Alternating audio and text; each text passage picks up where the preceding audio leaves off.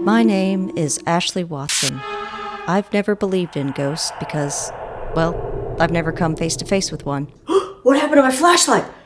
Oh, I turned it off. So I set out to make fun of those who claim they have on YouTube. Is anybody here? No, it's just me. With no big camera crews following me around. No, really, it's just me. I do all the writing, the filming, the editing. We get it! So only I will react to the most highly comical paranormal videos where I will spend an entire 20 to 25 minutes making fun of these absolute clowns from start until finish. Well, if this is the way to get more subscribers, then why don't you pick up that finger right now and hit that subscribe button? Dumb. Bro, you are gonna love this pic of your lats for Insta. Absurd. Oh, I forgot the pickles. These are my ghost roast. Okay, enough of that silliness. If you've ever seen a Ghost Adventures episode, you know that I am spoofing the hell out of their intro because what's not to spoof with this show? Actually, let me fix your intro here, boys. Here we come, walking down the street. We get the funniest looks from everyone we meet. Hey, we're the monkeys, and people say we monkey around. And we're talking about Zach Bagans here. Just look at that spoofy little face. Oh, the widow baby. Oh, the widow baby. Yeah. And for those of you who've never seen a Ghost Adventures episode, you're in for a treat. Treat yourself. Because the episode I've chosen for you today contains all the classic markings of a Ghost Adventures production. Zach taunting Ghost. Treat yourself. I demand you to tell me who is up here now. Fake EVP recordings. Treat yourself. I hear a woman. I hear a female. I don't wanna. Poorly acted demon possession. Treat yourself. Snap out of it, dude. Nick. Zach being awkward with guest. Treat yourself. But if there's anything that screams classic Zach Bagans and something that no Ghost Adventures episode would be complete without, it's Zach Bagans taking every opportunity he can to show off his massive biceps. And I do mean every opportunity, because we're not even 3 seconds past the intro and we're already getting a taste of those big, juicy biceps. Treat yourself. We're in the historic town of Savannah, Georgia, investigating the Moon River Brewing Company. That's right, I'm taking you all the way back to season 2 to the Moon River Brewery episode, which aired in 2009. Too bad it wasn't 2011. Treat yourself 2011. As I mentioned in my previous video, I've wanted to react to Ghost Adventures for a while now. Look, I know everyone has made fun of a Ghost Adventures video, but if I may sound like a hipster here, I was making fun of Zach Bagans and Ghost Adventures before making fun of Zach Bagans and Ghost Adventures was cool. But I honestly had a hard time choosing an episode, because for one, there are 28 seasons for f***'s sake. It was between this one and the Sloss Furnaces episode because there were so many opportunities to make fun of Zach trying to inadvertently show off his arms that my video would be nothing but jokes about Zach's biceps. So, you're welcome. Oh, and if you did miss my last video, I went into this whole spiel about the copyright issues on YouTube, and I'm not going to go into that in this video, but... Well, I wasn't going to go into it, but then this happened during one of my recent live streams. Okay, are you guys still there? Okay, so I just got a message in my YouTube studio that said your stream is temporarily blocked due to, and I couldn't read the full message because it was a temporary message. And then it disappeared after I took that video off of the stage here. Yeah, I don't know which person it was. I don't know if it was the first. I'm assuming it was the My Haunted people. Thank you for sticking around. You guys are troopers. That's right. My live stream was blocked by Most Haunted, a UK-based ghost hunting show that's been around way longer than Ghost Adventures, so then that made me wonder whether this video would get blocked. And... one fairly predictable thing is gonna happen. It did. As if a man whose net worth is $37 million needs to worry about losing money this YouTube video will never make. I'm not being negative here. I'm stating a fact. Even when my channel gets monetized, I can't receive back pay for videos published prior to monetization. So there's that. But since I had to edit this video further, I thought I'd take an opportunity to add a huge disclaimer here. I think Zach Bagans and company faked all 28 seasons of Ghost Adventures. This, of course, is my personal opinion. But I invite you to do a little research on this for yourself, and you'll find a ton of articles, blog posts, podcasts, videos, you name it, discussing the authenticity of a Ghost Adventures investigation. In fact, the Side-Eye Guy released a video not too long ago with leaked audio of Zach telling someone how to fake a tablecloth moving. While some people think this could be an AI voice, I believe 100% that voice is Zach Bagans. And if you want me to do a separate video telling you why, please let me know in the comments. But aside from all that fakery, it's no secret that Zach Bagans is not only a toxic person and difficult to work for, but his desperate need to be the center of attention, which you'll see in this episode, and his overall lack of self-awareness all tell me that Zach is the other N-word, a narcissist. And not the lovable kind. Wait, I got something for this. Oh, and if you aren't convinced that Zach is a complete asshole, go watch this video by Nick Groff and get his version of their adventures. And now with that huge disclaimer out of the way, let's get back into it. Ultimately, what I want to say is I had to reverse the footage, and it's not the best viewing experience, but I'm not really looking to get sued by Big Travel Channel or Zach Bagans. Ultimately, I went with this episode because I've actually been to the Moon River Brewery during a vacation in Savannah back in 2013. I personally didn't see or hear any ghosts during my stay in Savannah, but wouldn't you know it, Zach, Nick, and Aaron did. This place is notorious for its angry ghosts attacking the staff and patrons of the bar. I'm going to take a wild guess and say that the Travel Channel or Zach Bagans do not want me to show this B-roll they got over a decade ago. So just in case, I'm going to fill in the gaps here and there with footage of Zach showing off his muscles because, well, there is plenty of it. I'm sure he won't mind. And come face to face with the evil entities who are said to haunt this old building. This is one of the most haunted cities in the United States. I'll correct you there. It's the most haunted city in the United States. Oh yeah. This is another reason I chose this particular episode. Every episode includes one or two guests, usually a local or someone who works at the place they are investigating.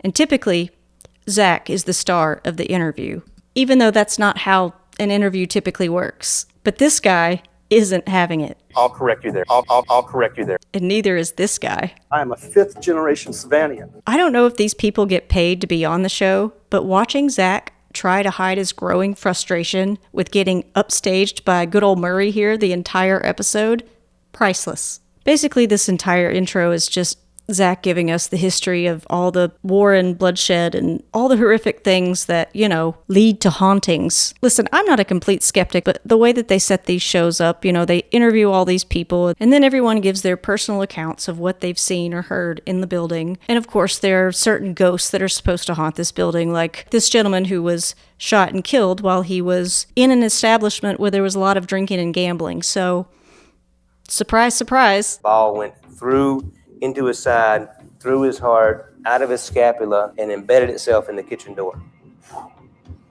Wow. Shot him good. Gotta give the guy points for accuracy and brevity. Anyway, this is a classic setting up the audience scene for what's about to take place or whatever they're gonna add in post. And typically as part of this preparation, Zach is briefed on how to interact with the ghost. And usually they tell him, do not taunt the ghost, but does Zach listen? I want to caution you against taunting the ghost too terribly much here. There have been some violent incidents. Did you get the try? Then we get a tour of the hotel and more stories about the ghost and Zach acting shocked about stuff just to give more airtime to his lats. And then 2 buttons and then nothing else. So it's just like a torso. Yeah, just pretty much from here up. Wow. Here? You mean here or here? Or here? Or here? Then Zach and Nick go into the actual restaurant where people are eating, or trying to. This is entering the restaurant. Do these people here literally know that they're being sandwiched in between layers of dark spiritual energy and demonic attacks? No, Zach, I think they're just trying to enjoy their actual sandwiches. But why don't we find out where all this dark spiritual energy and demonic attacks are coming from? We're considered to be the most haunted city in the United States, and we're in what is considered to be the most haunted building. So you do the math. Okay, shitty old building falling apart, plus ragtag team of ghost hunting goofballs looking for a hit show, plus a city that earns a fair percentage of its revenue from tourism specifically targeted toward those who are interested in the paranormal, equals a load of... But during all that, we do get an important backstory about the construction in the building. Because if there's one thing ghosts hate, it's when you renovate. Hey, that should be a bumper sticker. At one point, the wife of one of the foremen on the job came to bring him lunch, and I guess the ghost pushed her down the stairs. Because ghosts have nothing better to do. And Zach does love him a damsel in distress who never asked for his help to begin with. Toby, are you the little that keeps attacking women here? Treat yourself. We heard in the 1990s the foreman's wife was pushed down the flight of stairs. Treat yourself. This building is a vortex of energy. Holy shit, we're nearly 7 minutes into the video and they're just now mentioning the vortex? Because, you know, every episode has to have a vortex at the location.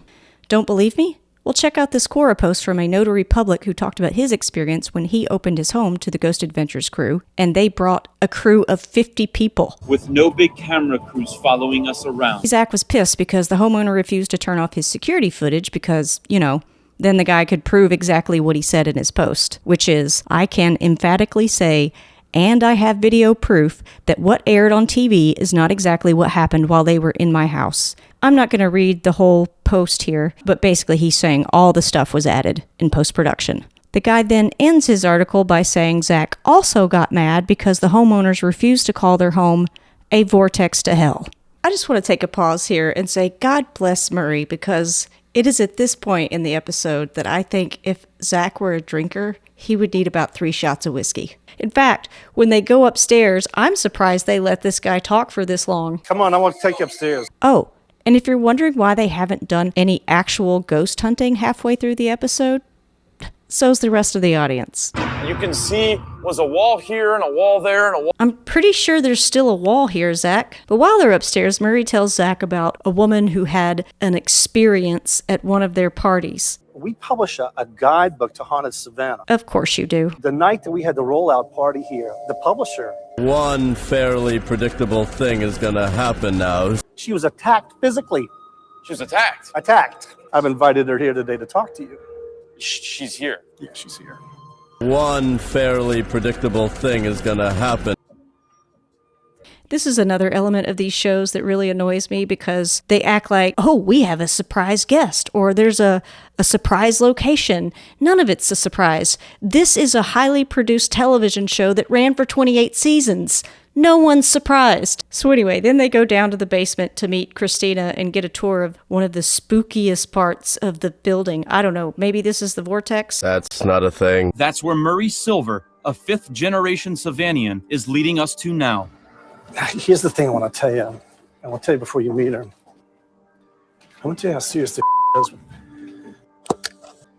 I love how he's like, hey, put down the camera, but make sure Aaron's still rolling. Down here is rarely used except for private affairs and occasions. Hold on a second, man. I just felt like a jolt of electricity. I felt that vibrate through my whole body. That was weird. Was it weird, or were you just realizing there might be 30 seconds of this episode without you in it? But don't worry, Nick creates a fake distraction so that Zach doesn't have to hear Murray talk anymore. As a matter of fact, in recent times when we discovered bones buried... What? Is there somebody back there? I don't know. Let me check. Hang on. I just saw something out of the corner of my eye, like something white. Yeah, listen to me. Thank you for getting rid of that dude, okay? My God, that guy won't shut up. Listen, somebody's getting that Christmas bonus this year. All right, let's go. There's somebody here with us. I would like to introduce ourselves to you. You can tell that Zach's frustration with getting upstaged is growing here. I'm not going to say nothing. I'm going to see if you pick up on what you're supposed to pick up on. I already felt that. I'm not... You're gonna sass yourself right out of a car seat. But despite Zach's obvious growing frustration with Murray, Murray continues to believe that Zach is the real deal. If he ain't for real, I'm going to know it. Because there's a spot in this place that's always charged. See if he picks up on it. I saw a solid figure walk by. It was all white. Is this typical of this place? That's the tunnel. Okay, so we're just gonna skip over the whole lady in white thing. It's an overused trope anyway. As far as I'm concerned, you passed the test. You have found something which most people didn't even know existed. Did he pass the test, or did he just do what most human beings would do in a place they've never been to and walk all the way to the back until they can't walk anymore? But let's see what Zach found anyway. We heard that there's some underground tunnels that not only run underneath Moon River Brewing Company, but all through Savannah. Since we are so far into this video, for time's sake, I'm going to skip Zach's goofy history lesson, but this is the funniest part of the episode because, first of all, I'm sure they did not expect this woman to be standing here when they came barreling around the corner to find these tunnels. Oh, how was your break, Shug? Well, I don't know. I couldn't even finish my Pall Mall for these ghost hunting idiots out there climbing the fence, waving their lights, cameras, and around. Oh shoot, we missed shots of Zach's biceps. Well, here you go. And then this happens. Wow. There's like something alive right here. Unfortunately, I had more copyright issues here, so I am unable to show you the full scene, but I did find a reenactment for you. Jeez! It was just a cat. Let's keep moving. Well, since the cat didn't scratch him, I guess it wasn't possessed by a demon. But with the tunnels sealed up, we went back to the basement. Holy crap! Back inside the brewery, the boys are still busy setting up X's for their surveillance shots. In all the episodes, at least in the early seasons, they set up these little X's with electrical tape so that they could get every single shot, much like my haunted hotel. Jake, that reminds me. Check out that video if you haven't watched it yet. Is this location where we've done the most X's ever? I don't know, but I think you might have just hit a record for the allowed number of shots of your triceps without cutting into ad time in a single episode. But Obviously, you're supposed to be here. Yeah. I think I am now. I have honestly never seen a guest upstage Zach as much as our pal Murray here. Hats off to you, Murray. So now we're like 16 minutes into the episode and they're finally getting locked down. And if you've never seen one of these episodes, basically they lock them in for the entire night. But before they get locked in, the owner of the establishment gets a little of, well, classic Zach humor. We're not going to add fuel to the fire, but if we do, please don't get mad at us if you have a lot more poltergeist activity events happening. I'd really like my ghost back the way I got him now. Well, we're going to rowdy him up. Classic, stupid, selfish, inconsiderate. Once locked inside, the boys get out their, let's just say, overpriced. We use a lot of equipment. This is how you really back up evidence when you use scientific pieces of equipment. Stupid, stupid, stupid. I can't even begin to get into all the nuances of how expensive and how dumb all of this equipment is, but honestly, I could do an entire video on ghost hunting equipment, and perhaps I will, but a quick Google search will provide you with loads of articles from reputable sources that not only provide more logical explanations for ghost or unexplained phenomena, but also debunk the hell out of this equipment, including the ghost hunting grifter's favorite, the spirit box. If you don't know what a spirit box is, it's basically an overpriced radio scanner. Excuse me, very overpriced radio scanner. While Ghost Adventures didn't debut the spirit box until later that season after the River Brewery episode, I wanted to quickly share this blog post I found by some CMU students who were watching Shane and Ryan back in their BuzzFeed days using the spirit box for the first time. And the boys heard the phrase, brown and white. So these math students, who are clearly way smarter and better at math than I am, most people are though, made a model of the spirit box using a phonetic dictionary created by CMU to see how likely it is for a spirit box, aka radio scanner, to spit out 3 words in a row. So after they created the model and did a bunch of math my brain will never understand, you want to know what they found? They concluded that there is 0.1% chance of hearing 3 words in a row, and you would need to listen to it continuously for 200-ish days to randomly hear 3 common words in a row. I put the link in the description if you're interested in reading the full article, or if you're just really into math, and if so, more power to you. You're gonna see one of my favorite pieces of equipment in this episode, don't worry. And then Zach goes into his whole list of where they put all the X cameras, which takes up another 5 minutes. This is where the lady was attacked and also where an employee saw that demonic entity. Remember Aaron, the shadow figure? Nah, bro, I'm just happy to be not focusing in on your arms right now. Honestly, I would love to see Aaron's actual job description. But we finally get our first something happening. Moving all the time. Did you just hear that? What is up with that cat? Is someone throwing it? At this exact moment, loud dragging noises directly above us on the 2nd floor interrupted our X camera setup. Bullshit my asshole. Oh, sorry. Listen, I'm certainly not a gym rat like Zach Bagans is here, but I've been known to pick up a dumbbell or two and make fun of a couple. Am I right? But I don't know, Zach, but maybe, just maybe, If you spent a little bit more time on cardio and less time on making your arms look like Popeye, maybe you wouldn't have taken so long to get your ass up those stairs and you wouldn't be out of breath now. We're instantly interrupted. Hang on a second. We are all... But I'm coming after you to see who made that noise, and we're not scared. But finally, after all the hubbub, the boys get down to business, aka faking all their evidence, including the EVP recordings. I'm rolling on my digital recorder to try to capture EVPs or electronic voice phenomena. Which they probably should have skipped on this episode because turns out the ghosts were doing nothing but laughing at them. Bro. You heard that too, right? Yes. A little out of breath. Hold on. Right at this moment, we all heard an eerie disembodied laugh, which we also captured on our digital recorder. Bullshit my asshole. I just heard people laugh. Shit, I had something for... Are you laughing at us? Yes! They keep saying that there's no other explanation for these noises or EVP recordings that they're hearing. But a quick Google Earth spin that I did around the building on my phone while sitting on the couch watching this episode shows me that there are a ton of buildings around the Moon River Brewery. And in fact, one building sits, what do you call that? Ah, yes, f***ing adjacent to it.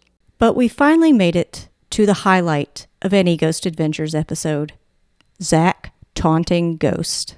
Zach, stay right there. Okay. Freezing. Are you cold? Stay right there. Hang on. Bro, you are gonna love this pic of your lats for Insta. I'm gonna turn my back, and all it takes is one push and you could probably very seriously and critically injure me. Let's go, let's see it. Do it! If ghosts really do exist, I would love it if a linebacker-sized ghost would come and just knock Zach flat on his ass. I don't know how he's going to get up. If you don't like us here, then now's your time to let us know. Oh, they come from the side. He is hit. Bonus points if you pancake him while he's wearing these beauties. Still hearing all kinds of unexplained things. A lot of crazy stuff is going on right now. Son, you got a panty on your head. So this useless, overpriced piece of equipment is essentially a spirit box, but without the radio scanner. So Zach puts on these goggles and asks the ghost a question, and then he can see the response in the goggles. But of course, they weren't cool enough for Zach, so he makes Aaron put them on. And then the boys get a response. Remove what? But a whole lot of nothing happens here, so I'm going to skip ahead to the demon possession. Oh, excuse me, the fake demon possession. To me, man. Something is happening to me right now. Yeah, bro, I can't explain it. I just feel this really strong urge to fix a toilet right now. What is your name? Can you please come here? Let's not keep moving, because there is an insane cat down here. Dude, you look weird, bro. Hang on, I had something for... What's wrong with you, Nick? I swear to God, I had something for this. What the f***'s wrong with him? Hang on, I had something for... Snap out of it, dude. How much you want to bet it takes Nick just enough time to get to the next commercial to snap out of it? And nothing really happens here except that they fake another EVP and then they see a light anomaly that they can't explain before they just get the hell out of there. Speaking of getting the hell out of here, why don't we just skip to the end? The boys give us a treat at the end of the episode when they stop in West Virginia and drop in on some ghost hunting buddies to get their thoughts on the unexplained light anomaly. Try to debunk it, you know what I mean, immediately as dust. That's not dust because this goes completely horizontal to the left and horizontal comes down, curves, and then goes back horizontally again. Well, boys, I gotta give you credit. You're right. That is not how dust moves. But what you've just explained there is the exact flight pattern of an insect. So, here we come. If you're into this kind of content, please consider subscribing. Hit that like button if I made you laugh. And until next time, stay unleashed. Hey, with the monkeys, and people say we monkey around, but we're too busy singing to put anybody down. We go where we want to, do what we like to do. We own the time to get rested.